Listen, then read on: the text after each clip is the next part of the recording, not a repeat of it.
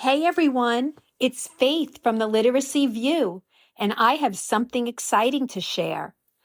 Big Sky has done it again with over 25 hours of powerful literacy content. We're talking mentor recordings, real talk, and absolutely no fluff. And guess what? We've got an exclusive just for our listeners. Normally, it's $199, but not for you. Use the code LiteracyView. That's LITERACYVIEW, all one word, but $30 off. And if you're ready to lead and grow, the Literacy Leadership Mentorship is now open. Same code, same savings. Oh, and yes, the swag is live. You don't have to be in Montana to wear it with pride. All the links are in our show notes. This is the Literacy View, where the nonsense stops and the learning takes off. All codes are in the show notes. That's the Literacy View. Hi everyone, it's Judy Boxner live from the Literacy Summit in Big Sky, Montana, and we have a very special guest. Our special guest was supposed to be with us earlier this morning, but there were some things that came up. But guess what? I was dying to speak to this man, and here he is now. And I am so excited because everybody knows this is a topic that I'm extremely passionate about. But you've seen me on many episodes ask questions, and sometimes I'm confused. And you know I'm the queen of asking questions. And when I don't know something, I'm going to learn. So here we are with a very special guest, and I'm going to let him introduce himself today. Thank you very much, Judy. It's a pleasure to be here. So sorry about the mix-up this morning, but it's good to catch up with you and spend some time with you. My name's Antonio Fierro. I'm the Vice President of Professional Learning and Academics at the 95% Group. I've spent probably most of my career working with Louisa Moats and her group of wonderful instructors teaching the psychology of reading through letters. But it's great to be here. This is a great conference, don't you think? I think it's an amazing conference. Right. I mean, so today, just as a piece of context, it's been 4 days of nonstop action in Big Sky, Montana. I think Nell and her team and Terry have done an incredible job. I have so much new knowledge, but I think the key for me is what am I going to do with that knowledge after I leave this conference? And I think that that's such an important piece for everybody. When we go to conferences, it's really about what are we going to do next? And I hope that my conversation with Antonio will help design some of my next moves. I was telling Antonio when I just met him a little while ago in person, which is so exciting, that I work in a school. We have probably, I would say, maybe 85% Latino students. We also have students that speak other languages, Arabic, French, and so forth. And sometimes we don't have all the answers on what to do for our students. And I want to make sure that we're getting it right. So let's begin. So Antonio, how do you turn research into real everyday impact for kids? Sure. How do we take that research? Because teachers, we're seeing research articles. Every day something new's coming out. Very often we have to change what we're doing. How do we take that research, absorb it, and put it into action into our classrooms? Well, Judy, I think it's very important to be learning with a cohort, be learning with a group, share the knowledge. You know, what are the questions? Does this make sense to me? Or what does this mean?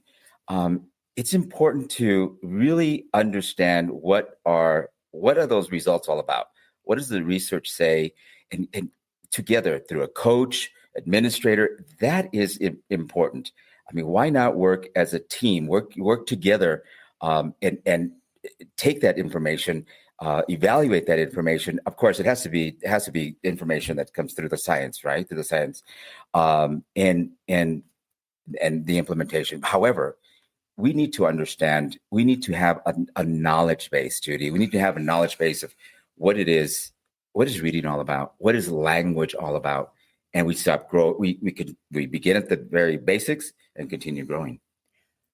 Now, what do we do when we're feeling like we're getting mixed messages from different people? Like maybe the district office is saying this, and the researchers are saying this, and somebody else who has a lot of passion with, multilingual learners is telling you this. What about if you're getting so many messages? How do you find the right answer? Because the kids don't have time for us to figure it all out sometimes. Yeah. And that's honestly, can I be honest? That's how I very often feel in the field. And, we have so many multilingual learners in our schools. And, as a coach, I always feel this enormous pressure to shift outcomes. That's my job. I have to shift outcomes. And sometimes I know from my multilingual learners, I'm screening them in English. We have screeners in Spanish. Sometimes we don't know, should we be screening in Spanish as well to get more data? But then the district is not sometimes looking at, both pieces of data. They kind of are, but, they're looking at the general data.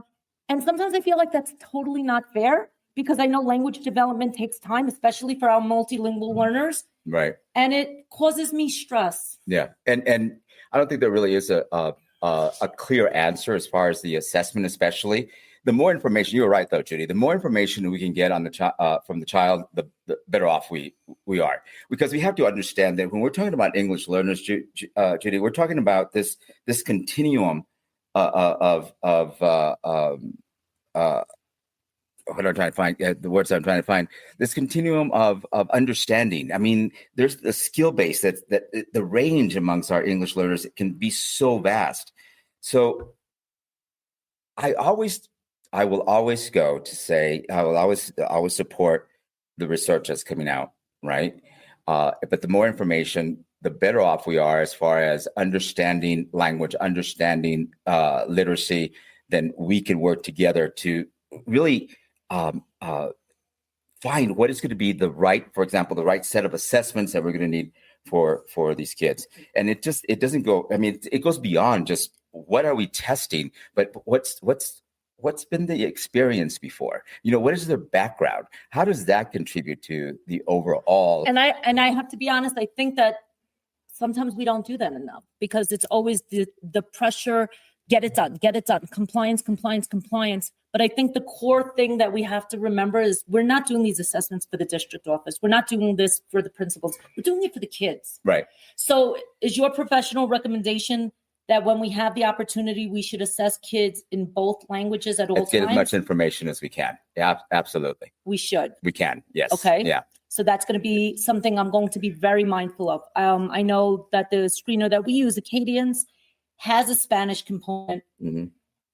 And sometimes we get overwhelmed, but I'm going to push myself to make sure that we prioritize this year. Tell me why that's so important. Well, again, it goes back to, what does the child, what's the linguistic repertoire that the child already comes to school with, right? And try and find out what that is. So that skill may exist in the home language, right? And the child is missing vocabulary, for example. And so we're adding vocabulary and ensuring that skill transfers over.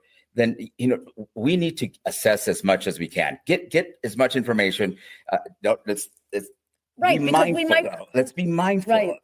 Of we have to use some professional judgment here as far as what are we using and how much are we using? How often are we using? And are we going to do something with it? Exactly. Right. And it's interesting. So we might probably see scenarios where a kid can decode in Spanish, but might not be able to decode in English yet. Right. As well, right? Right. So what would that tell me? I'll tell you, here's the issue. Let's go back to square one. Yep. The most important situation, the most important thing to do, though, is to have a knowledge base. We cannot cover all the nuances and all the possibilities. It is the knowledge base that teachers possess that will allow teachers then to make the professional judgment or the professional decisions that need to be made. So it's so important that we understand, first of all, how language works and how language then contributes to overall reading. And that's been the mantra here all for the last 3 days. Language is reading, reading is everything. language, and language is everything, right? Right. So let's start with the knowledge base that teachers possess. And so we can go ahead and provide any curriculum. We can provide any assessment. But if we do not know what that means and how does that contribute to overall literacy, then you ask the right question. Then how do I implement it, right? I can tell you, I can see these results, but do we know what that really means? Do we know? I think I'm going to be honest with you. I think a lot of teachers are getting better systematically understanding the data. Mm-hmm. I think the confusing part for a lot of educators in the field is what do we do and how do we allocate time to make sure we're meeting the needs of our students? I'll give you some examples from the trenches. I've seen literacy blocks. Kids have a knowledge building program. They have to see that program implemented in English, then in another language, the same exact thing. Is that the best use of kids' time, especially when you don't have that much time in the day? Do you think it's practical to see the same lesson twice? No. Me too. Okay. We're calling it out. Did you hear that? But I've seen it happen. And that's why I think messaging is so important. Right. And communicate. And it's not my building. It's everywhere systematically. I'm seeing different things. Right. And it's concerning because let's be honest, kids are little, especially the age bracket that I'm passionate about, early childhood, K to 2, and my co-host, we do K to 5. There's only so much time in the day. We have to be very intentional about that time. Exactly. So how do we design that literacy block to be efficient? And I know not every English language learner is in the same place. Here we have transitionals, we have ENL, we have emerging ENL. How do we make sure that the time in our literacy block is being used as efficiently as possible? Are we incorporating language, good language skills within that block? We are going to be teaching foundational skills, for example, and in those foundational skills, are we embedding language in there? Now, tell me more about that. When you say language, does it matter which? So let's So let's get very practical. All right. So let's say it's a bilingual classroom, an emergent bilinguals, right? So are we teaching so the children are bilingual and biliterate? If we're teaching for kids to be bilingual and biliterate, then the literacy skills have to develop in both English and Spanish. See, so that's super important that you said that. And that comes to what I was thinking about. How do we determine what the goal for that student is? Because I think sometimes the messaging is unclear in my mind. And if it's unclear in my mind, it might be unclear. Maybe the teachers know more than me sometimes because they're the classroom teacher in that setting. But how do we determine what the goal is? Is the goal for the student to be able to come out literate in both languages at the same time? Is the goal for the student to master their native language first and then the English language? Because I've seen different models. I'm doing ELA in English, the reading component. Then I'm doing the writing component in Spanish, maybe. Then I'm doing my math lesson in Spanish. Then I'm doing my small group instruction in English. How do we determine? Yeah. Why can't we be developing both skills at the same time? Okay. What does that mean? Why can't we be developing literacy skills in English and in Spanish? So right. So it would be what's typically out there is like a 50-50 type of implementation. Tell me more about that. So children are actually, and this includes all. So now we're talking about all children being bilingual and biliterate. So that means that our children who are English speakers will also have the opportunity to learn literacy skills in both languages, in English and in Spanish.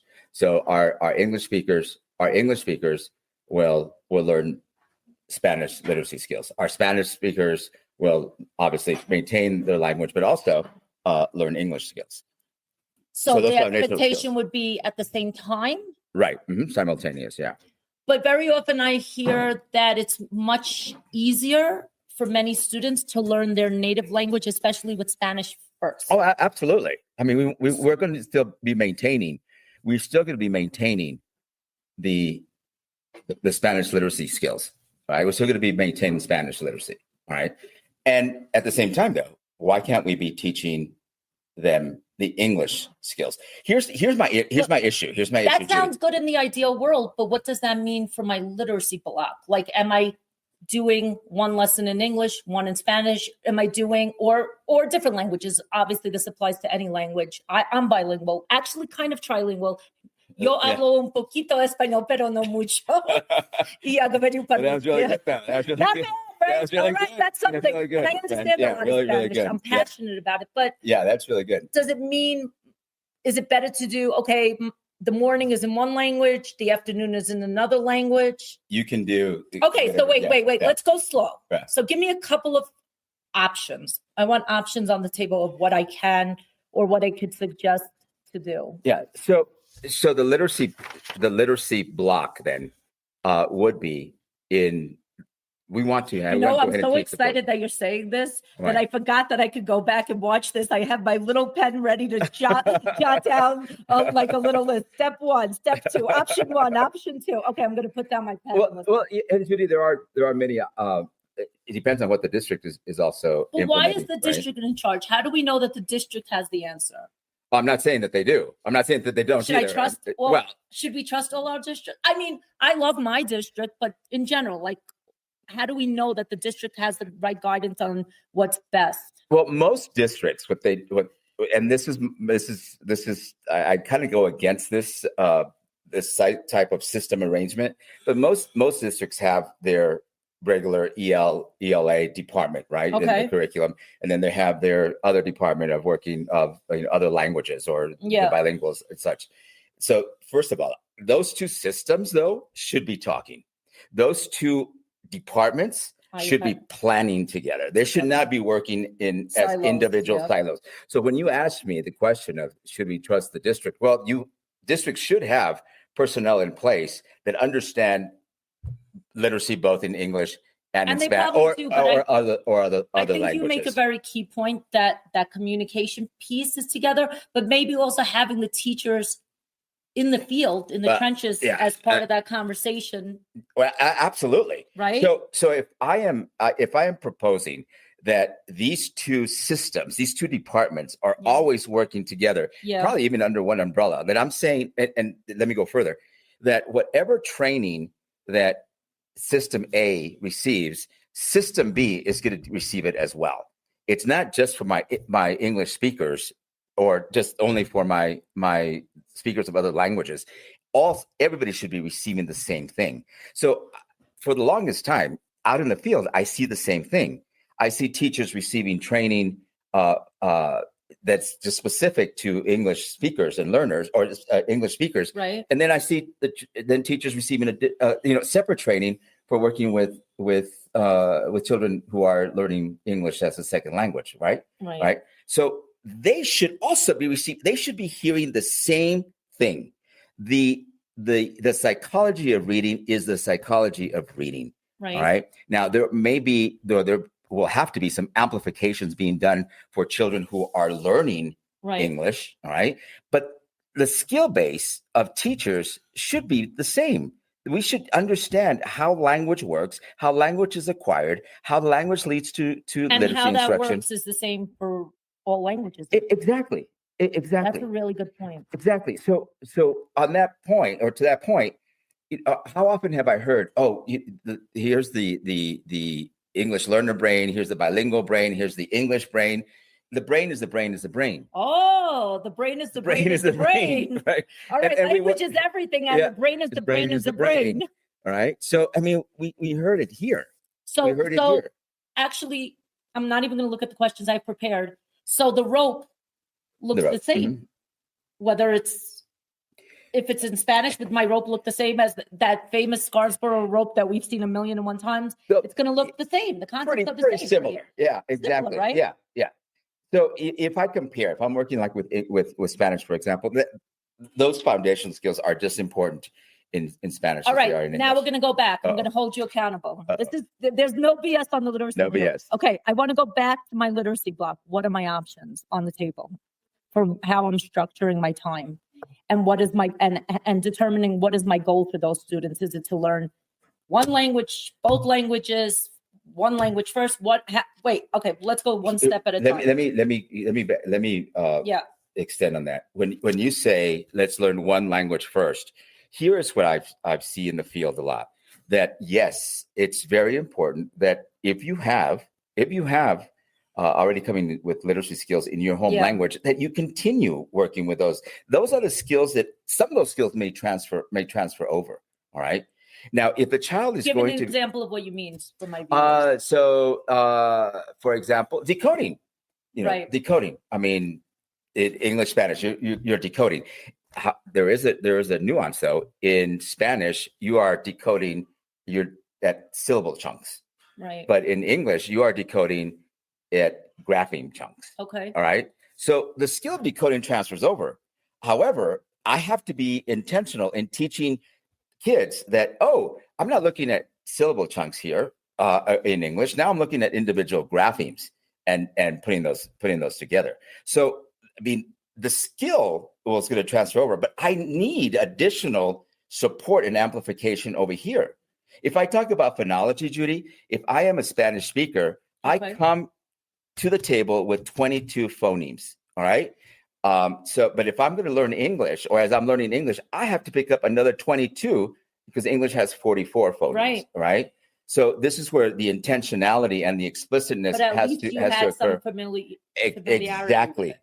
That's very interesting. At least I know that these letters, these graphemes represents sounds, and in English the same thing. And I have the ability to hear sounds, which will make it easier to potentially hear sounds. To hear most, at least half of them, right? Okay. Yeah. Okay. Yeah. All right. Or so. All right, but literacy block. Let's go to the literacy block then. So why can't we have literacy skills being taught in both languages? What does that mean? So So I have the opportunity to be teaching phonemic awareness, for example, right? Phonemic as a foundational skill, teaching phonemic awareness in both languages with the application of the support at the same time. It would be separate during the day. But there's not that much time in our days. Well, then in that case, it all depends too, though. It all depends that, can I do some foundational skills, during my content area as well. But I just be careful with that because I still need those foundational skills. Right. I still need those. Right. So can we do, instead of siloing so much, can we embed, what does the schedule look like? Can we embed those schedules or those skills within, like you said, specific literacy blocks, either one day or the next, or morning or afternoon? How does that? So that does deserve, or that does need a little bit more planning, though. So ideally, it would be great. I learned phonemic awareness in English. Let me learn it in my language. I had a phonics lesson in English. Let me have a phonics lesson in Spanish or in another language. That's in the perfect scenario. But we know for the knowledge building piece, the ELA piece, where we're learning the other stuff, it would be better probably to do it in the native language if that's the stronger language first, right? Well, you know what? And actually, even if it's in the language that's being learned, it's the important thing is how do I support that? How much can I support that learning? And that's when it gets a little bit, complicated in the sense of that if I am being taught this content area lesson in English and I don't understand English, what else am I going to do? Put in place to make sure that I understand. So it's really about the understanding. Right. Mm-hmm. It's really about the understanding. That's important. Any other recommendations you have from a practical lens? I'll tell you. So, because I heard you know who told me you're the king of being practical? Nell told me. She said, so I'm going to hold you accountable. Nell told me you need to speak to Antonio because he's really practical. Let's take a quick break. Hey, BS besties. These are the decodables you've been waiting for. I founded Tumbleweed to cover all 5 pillars of literacy: decoding, fluency, vocabulary, comprehension, phonemic awareness, plus writing and rich read-alouds. And guess what? It's for all kids learning to read, including older and neurodiverse learners. The lessons are ready-made, evidence-based, and aligned to the science of reading. And here's the big surprise. And guess what, Literacy View listeners? Get 10% off for Literacy View listeners only, plus a chance to win exclusive bonuses in a surprise raffle. Now, in order to qualify for this, you need to email FaithandJudy@gmail.com. Once again, FaithandJudy@gmail.com to get your code and your discount. And don't forget to visit tumbleweedpublishing.com to learn more. And from your No BS besties at the Literacy View, check out Tumbleweed Books as soon as possible to get this exclusive deal. Thank you, No BS besties. Bye.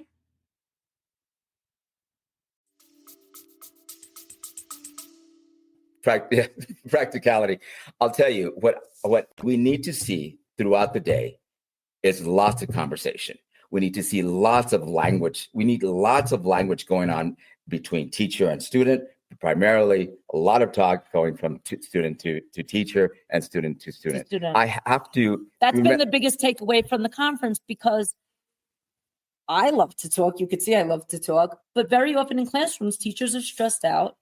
They're told you have to do this,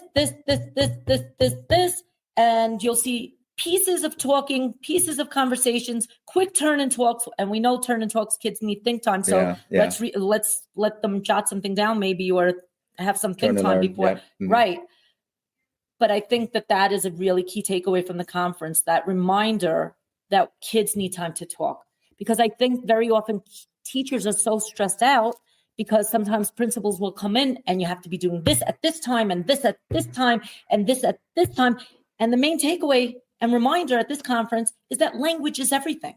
And it's not just this other thing. Mm-hmm. Because very often people were talking about the 5 pillars, and language. No, it's a really big part and a critical piece. Mm-hmm. How do we make more time? And remember that the one doing the talking is doing the thinking. The one doing the talking is doing the thinking. So the more time we give our kids to talk, that's active. That's more active engagement. Yeah. And even with specific stems, not just, turn to your partner and talk, And sometimes it's the same partner. How many times can you talk to the same person? Like let's change it up a little bit. Exactly. Yeah. Really, really interesting. So I have some more questions for you. So what was the core message of what you wanted to amplify? You came to Big Sky. Where'd you come from again? El Paso. Right? Mm-hmm. You came to Big Sky. Is this your first time at the conference? No. You've been here? This is my fourth. Wow. Mm-hmm. What was the core message in your presentations that you wanted to really amplify for your listeners today? Well, I'll tell you so what's the title of our summit? Let's say it together. Language is everything. Language is everything. So, yesterday I spoke about language is everything, and language instruction for all children.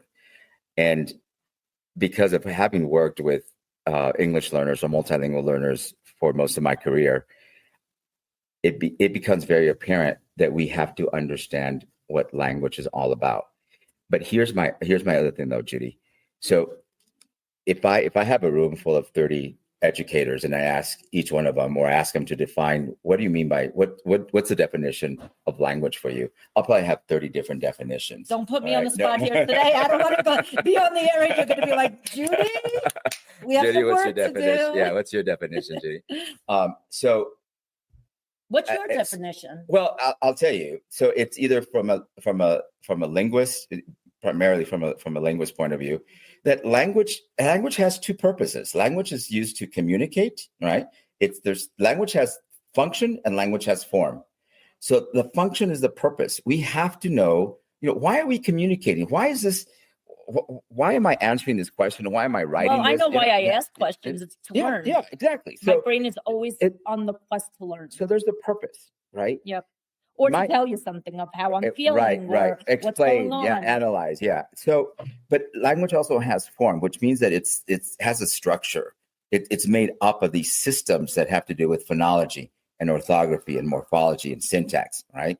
So especially with English learners, Judy, we teach our kids lots of vocabulary. We want them to communicate, especially with our English learners. Yeah. We want them to communicate. And the form over here, the structure of the phonology and the orthography and the morphology, it needs to be taught explicitly as well. Now, my concern is that we're not teaching orthography well enough. All right. So yes, that's it. But I also have to do something with communication. Why do you say that? I'm just going to close the door, by the way. You keep talking, but why do you say that?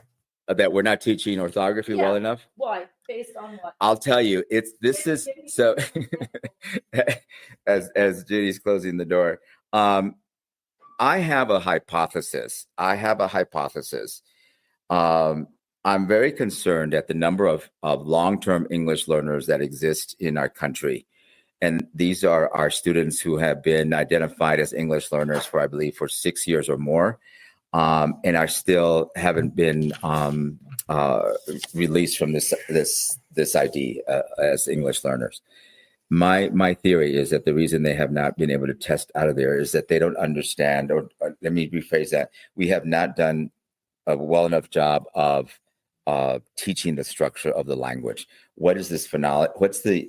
How's the phonology related to the orthography? We haven't been explicit enough on teaching how these words have been put together through morphemes, for example. What about syntax? All right. Oh, so what do you Julie today? Van Yeah, Dyke, that was Julie really Van Dyke, powerful right? stuff. Yeah. Yeah, if you ask her, she'll say that syntax is everything, right? She It's said not language. Right. But- She definitely did yeah. say that. So those are areas that I'm saying we have to understand those well and see how they work. They have to work together. Right? So as I'm teaching these foundational skills, I'm also teaching vocabulary. I want kids to be talking in complete sentences. All right. So let's get respond. practical. Right. Since you're the king of being practical, what does that look like in action? So play with me as make believe I'm a kid. Yeah. So say, for example, Judy, let's talk about the phonemes in the word name. Say the word with me. Name. Name. Say it again. Name. Name. All right. You say it alone. Just say name. Name. Let's count how many phonemes are in the word name. We're just going to tap them out. Of course. Okay, right? Name. My name is Antonio. What is your name? My name is Judy. All right. Tell me again. My name is Judy. Can you turn to your neighbor and tell your neighbor your name? My name is Judy. And my name is Antonio. So you see how I'm adding some vocabulary, I'm adding some syntax, some complete sentences, and now I'm going to go ahead and break it down. And you're also modeling. Yeah, exactly. You're also modeling. Exactly. So I hear it. Yeah, right. I absorb it. Right. I try it, and then I do it. Yeah. So it's almost like a gradual release model. Absolutely. Right. And so every time that I'm having those types, and that's just a very, very foundational level of phonemic awareness. Anytime I'm doing that, I'm also adding vocabulary to it. Not just, I can very easily say, give me the sounds in the word name, and that's it. Right. But what about extending that? All right. And I can go back to that and add more to that and add another sentence to that. Oh, and the other thing too is And I like your practical examples. I hope we keep going in that direction. Yeah. And the other thing too is during my instruction, wow, what about what if Judy is struggling with a phoneme that that she is not familiar with, right? Right. So I want to be explicit about that. This is the way I make that sound. Okay, so right? do it. Right? So let me before I do that, what's really interesting is that sometimes, or very often, we say, if that sound exists in the home language, then and let's say the sound for the letter T. All right. T. Okay. If it exists in the home language, let's say it's Spanish, then there's no need to be explicit about teaching it in English, right? Because it transfers over. Well, yes and no. All right. The sound is not identical. It's very similar, but it's not identical. All right. It's not identical. But here's the thing, though, and this is what I spend a lot of time on as well, is that sound is never found in the final position in Spanish. All right. So as I'm saying the word cat, all right, Yeah. I'm struggling perhaps. I haven't heard that t in the final position, right? And another thing is not every kid has the same proficiency. Yeah, exactly. So we can't assume. Yeah, That's another yeah. big takeaway from the conference that I made. So if Yeah. I had the opportunity here, so if I'm talking about the word cat, for example, Okay. and I'm dividing it and splitting that up into phonemes. Say the word cat with me, Judy. Cat. Again, cat. Cat. Okay, and I can say, oh, the cat ran up the tree. Mm-hmm. Cat. Right. Mhm. Say it with me. Say the sentence with me. The cat ran up the tree. Right? The cat ran up the There tree. you go. And if I have an illustration, How that's was even my better. phrasing and Yeah, fluency? I Was that love right? it. I Okay, love good. it. I love it. With All my right. Brooklyn accent. And it's wonderful. So how many phonemes? Let's go ahead and tap out how many phonemes are in the word cat. Let's try it. All right. Say it again. Beautiful. Because you might not have heard that sound in that final. So final position. overemphasizing based on your data what you see the kids need. Exactly. And now I'm going to go ahead and break it down into phonemes. And then one thing though is I want to make sure that I make that connection. It's so important that I make that connection between that phoneme and the actual letter. So this is k, right, and the C is what represents that, k, and so forth and so on. Right. I want to make that. That's very important. And especially for children who are coming from a very transparent orthography, right? All right, that they have connections between phoneme and grapheme. That's almost, just one-to-one, but English is not that way. Right? Interesting. Can I give you a really personal story, off topic a little bit, but kind of on topic? So I'm actually bilingual, kind of trilingual, but not really. I can speak Russian, but I have no idea how to read and write it. So I think that that's really important to also know not every student actually knows the orthography. Right. I know a little bit, maybe if I look and try. Yeah. But how do we So this is what I was saying earlier, is the goal of your system for the child to be bilingual, or is the goal for the child to be bilingual and biliterate? So what's the best starting point to determine what the goal is? Is the person that we go to, the principal, the classroom teacher?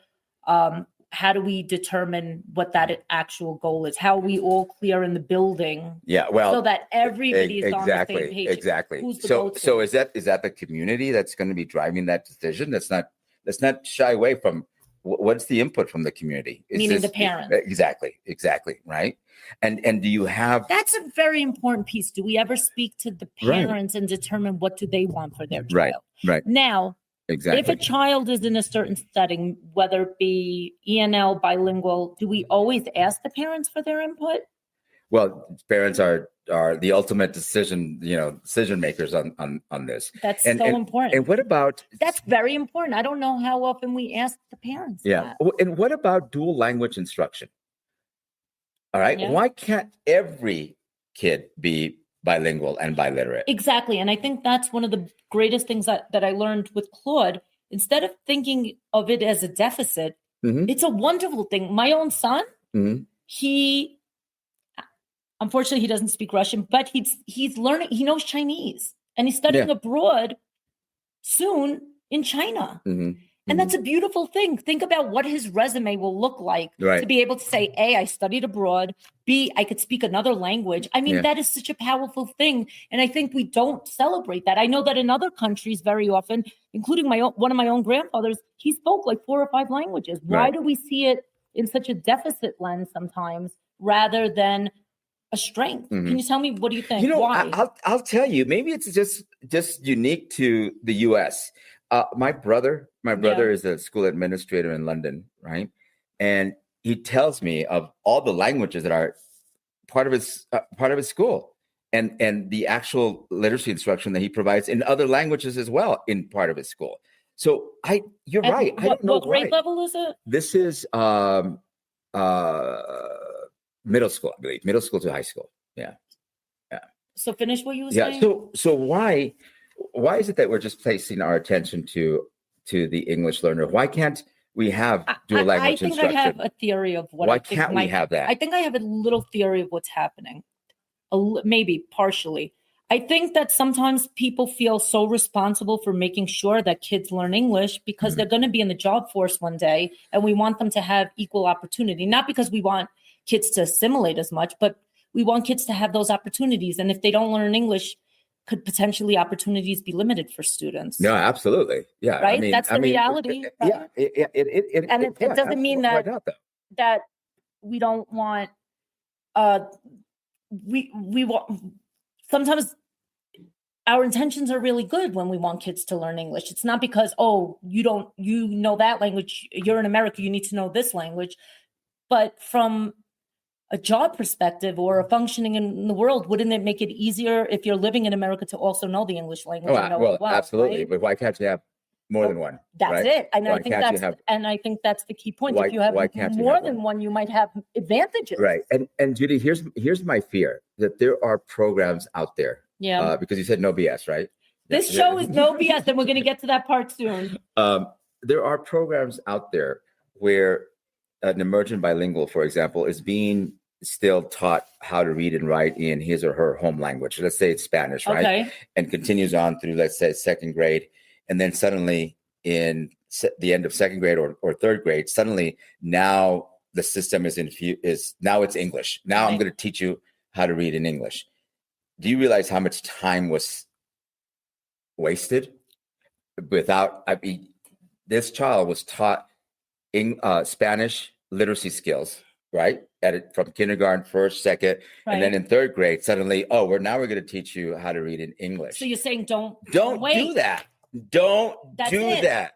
That's it. Don't do that. Don't do that. Don't wait. It's simultaneous. And it's funny, Antonio, and this is something I see, because what's going to happen very often, we're going to do this and forget about that. And sometimes there's not that much language learning going on in middle school. It would be great if you can teach those kids how to read and write when they're little. Yeah. Because isn't it best absolutely. for the brain? Isn't it easier for kids when they're little to learn? Yeah. I mean, of course they could learn in middle school, but how much phonics? Let's be honest, how much phonics is very often happening in middle school to learn English? Not that much. And then you have credits that need to be met now, especially like in high school. And so now you have scheduling Wait, issues. so I want you to say that tip again for the viewers. People in the back here, Antonio's going to say it for you again. Give that last tip that you just said before. That was a very important one. Don't what? Don't wait. Don't wait until kids are in third grade to begin introducing foundational skills in English. That should have started way back in kindergarten. And that's why these systems that say 90-10, right? 80-20. I have a real concern. Wait, break it down, because not everybody knows. So that's true. That's true. And so things are changing, though. But there are still systems that say that 90% of your instruction during the day is going to be in the home language, and only 10% is going to be in the in English, right? Like, say, for example, in kindergarten, and then in first grade it goes from 80% in the home language, and then 20% in English, and so forth and so on. My concerns, though, is what's included in that 10%, right, in kindergarten? What's included in that 20%? In first grade. Who determines that? What's being done is the system is determining that. And each individual district, and there's no research on that. Why is there only districts determining it? It shouldn't. I mean, this is just. Shouldn't the goal be that we figured it out? It should be, and we're all going to have what works best for kids. You made a great point. We should have figured it out. They should be figured out based on some good findings. But then it would feel so much less uncomfortable. So we're going to wrap up in a little bit, because I got to do one more grand finale with Trina and Doug. But what's a hot take you have about literacy that might surprise my audience today? A hot take? Yeah. I'll tell you, I have been on this quest to ensure that we have, and I'm going to sound like a broken record. It's okay. And I don't mean to, but I've been on this quest for so many years. Yeah. That we have to teach kids the foundational skills of English, regardless of whether they're English learners or not. And if they are English learners, I need to support that. Amplify that through what? Through language. Through oracy. And we should be doing that in their native tongue as well. right? Yeah, and you know what? And it's not just for the English learners; it's for all kids. And I It's think for a lot of the everyone. scaffolds we put in place for our English language learners do work for all kids because they're just best practices very often. And you know what really surprised me What? the other day when I was doing a session here, actually a couple of days ago. You were very funny during that session with that. You made some reference to Dick and Jane and that come spot. You want to tell everybody about that one before you tell us the other one? Well, let me let me go back to that. So what really was mind blowing, and I've heard it before, is that when I ask kids to turn and learn, right, instead of just turn and talk. I mean, because it's turn and learn. that kids don't know what to say. They very often don't have the vocabulary. Right. Yeah. They don't know what to say. Or maybe the teacher wasn't clear enough with their instructions, but very often the kids are sitting there like, and it's the same old kids. So what do we do? Yeah. We have to model. We have to model what kind of conversations we're going to be having, and also provide the vocabulary that kids are going to be using as they're having the discussion. Right. So we can't just assume that they have the skills that they need to have a powerful conversation. Exactly. And it's just amazing how, back when I was in school, kids never stopped talking. Correct. We never stopped talking. Right. But that was generations ago. And now with, you don't want to age yourself. No, right? You look good. You look good. You have a big fan base, by the way. People were going nuts when you were talking. They loved your whole story, and we didn't have time. Hopefully you'll be back on the Literacy View to talk about your whole journey. But yeah. So I'll tell you before we finish up. You're not going to finish up without the traditional BS and cheers. So. Going back to scheduling is probably the most difficult thing, Judy, that we come across, and being creative with the schedules, especially when we have simultaneous teaching of foundational skills, is very important, because I do need to teach both I want to go ahead and continue working with the home language, right, and also the new one, and now English. But that is the tricky part, right? Because I do want to have those same foundational skills. I want those foundational skills to be taught in both languages. Good. All right. So Trina is texting me right now that they're about to come in, and so I'm starting my next recording. But I'm not letting you off the hook. No. I'm not letting you off the hook. Okay. All right. Trina, come say hi. We're taping live. You just say hi. So I just talked about you on the air. Yeah. See how crazy we are at the Literacy View? So I'm not letting Antonio on the hook. Trina and Doug are coming next as my grand finale. Antonio, 3 BS things in literacy. Right now, we need to know, what is BS? What needs to stop ASAP in literacy? Oh, wow. Well, you know what? First of all, yes, the psychology of reading, which yet relabeled as the science of reading. The psychology of reading. Termed the psychology of reading. Oh, that's how I learned it. I kind of like that. Yeah. I've never heard that. Yeah, the psychology of reading is all about literacy skills, and how do we teach that? And then it makes more sense about how it relates to the brain. Yeah, absolutely, right. And the psychology of reading is true across the board, across all learners, right? Okay, so that's the one piece of BS that you want. And the other one, and there's another BS. Two. And it has 2 more pieces of BS. And it has to do particularly with English learners. This is crazy, that there's a bilingual brain, and there's an English-speaking brain, and there's a French-speaking brain. The brain is the brain is the brain. The brain is the brain, and language is everything. And reading is language. And language is. See, Trina's in the back chiming in. And Doug is there too. All right. Wait, so how many pieces of BS was that? I think that was 2. All right, you're on the hook. You have one more. Another one. Huh. Come on, there's a lot of BS. You think so? Yes. Let me see. Trina, give me another third one. Give me a third one. Yes, that we should wait. I didn't hear the other ones, but that we should wait to promote comprehension. Oh, yeah. Okay, let's all say it. Don't wait to promote comprehension. All right, Antonio. 2 more things, and then I got my last recording, and then I'm going to sightsee in Montana. Okay. something to cheer in education, something that we have to cheer and celebrate that's happening in the multilingual world that you're seeing progress? Well, you know what? I think finally we've seen some progress in accepting what the research is all about. And we're finally moving in that direction. Not everybody is there, but I think we are being welcomed more by more of the naysayers than before. And I think now there's more a sense of collaboration going on between. I think there could be more. Oh yeah, no, I just say we're starting. I didn't say we. I can't believe I ruined your cheer. I'm sorry. Live on the air, I'm messing up. Faith. Yeah, it happens. Yeah. And one more thing to cheer. You know what? I mean, look what happened these last 3 days here. I know, it's amazing. Amazing. Finally, a conference where I'm actually learning something that I'm not an expert in. I mean, this is fantastic. And prioritizing language, prioritizing comprehension, giving it the respect that it deserves. Not just saying, oh, it's a little piece of the rope. Here it is. Yeah.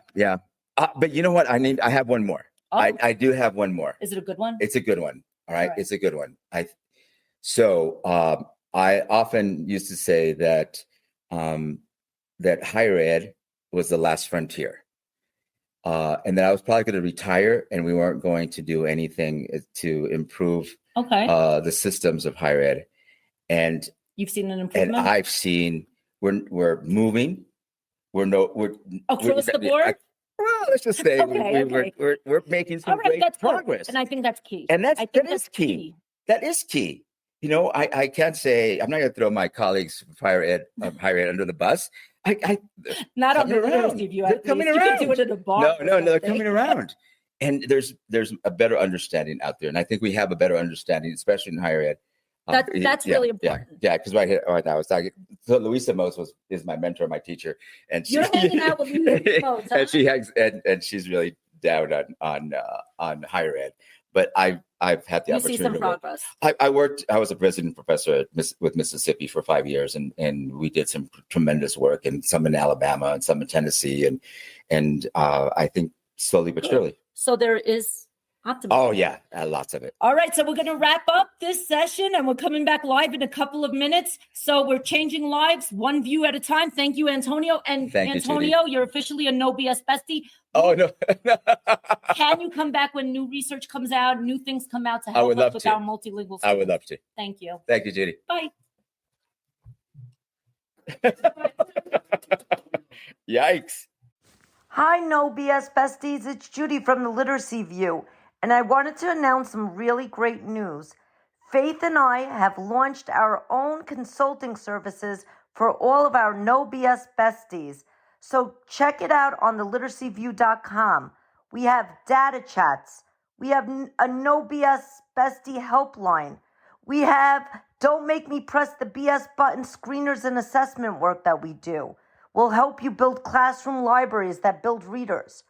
We'll help you with gamifying education and professional learning. We're also really excited to launch our exciting Science of Reading aligned reading retreats. We'll find you, we'll set up, and let's get this party started. We also have parent literacy events that we could help support you with. We could also connect you to literacy experts in the field, create a No BS literacy community, and WhatsApp groups for your school.